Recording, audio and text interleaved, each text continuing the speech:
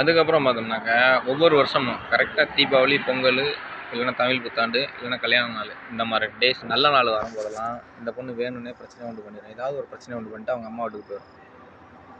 அதுக்கப்புறம் சரி இதே மாதிரி பிரச்சனை இருந்துகிட்டு இருக்கு, ரேஷன் கார்டு அப்ளை பண்ணலாம்னு சொல்லிட்டு நான் ரேஷன் கார்டு அப்ளை பண்ணுறேன். ரேஷன் கார்டு அப்ளை பண்ணுறேன், இந்த பொண்ணு என்கிட்ட பிரச்சனை பண்ணிட்டு வேணும்னே அந்த பொண்ணு தான் பிரச்சனை உண்டு பண்ணுச்சு. பிரச்சனை உண்டு பண்ணிட்டு அவங்க அம்மா வீட்டில் போய் உட்காந்துருச்சு.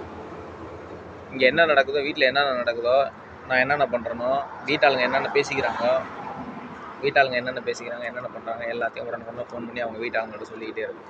அவங்க அம்மாக்கிட்டையும் அப்பாக்கிட்டையும் ஏதாச்சும் அவங்க அம்மாக்கிட்ட தான் மெயினாக அதிகமாக பேசும்.